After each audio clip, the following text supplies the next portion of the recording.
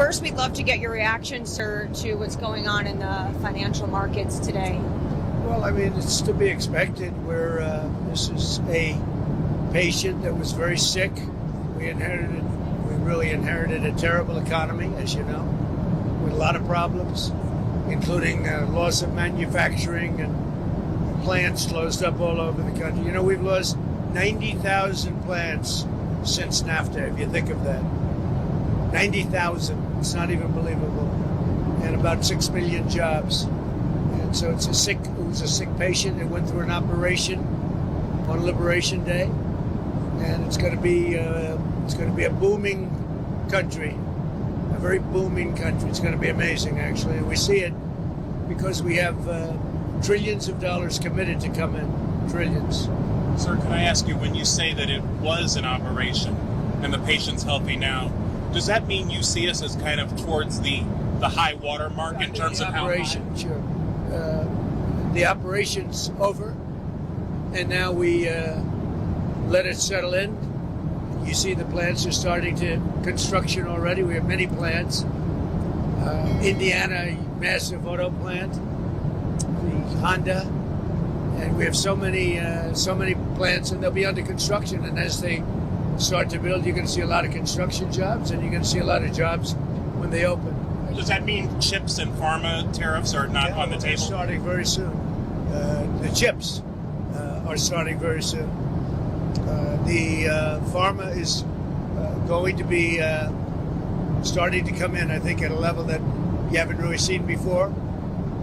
We are looking at pharma right now, pharmaceuticals, and that's a separate category. And we'll be announcing that sometime in the near future, not too distant future. That's under review right now. Are you negotiating with partners currently? What we have is a set of tariffs based on what they've been charging us. That's reciprocal. And those tariffs have come in, and every country's called us. That's the beauty of what we do. We put ourselves in the driver's seat. If we would have asked some of these countries, most of these countries, to do us a favor, they would have said, no, now they'll do anything for us.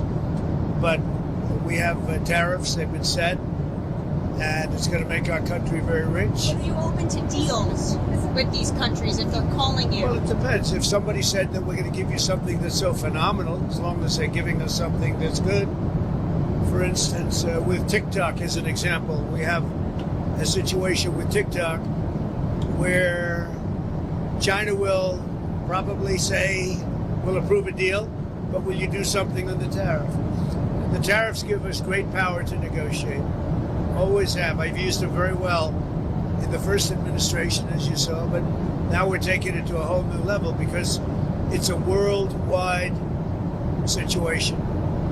And it's very exciting to see.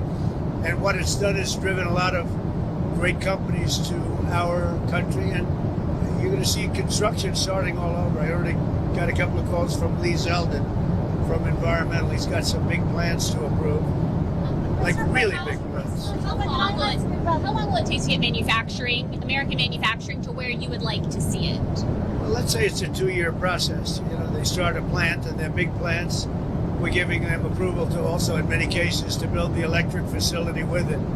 So you have electric generation and the plant, and they're big plants. Now, the good news is a lot of money for them, and they can build them fast, but they're still very big plants. So I'd always say it would take a 1.5 to 2 years.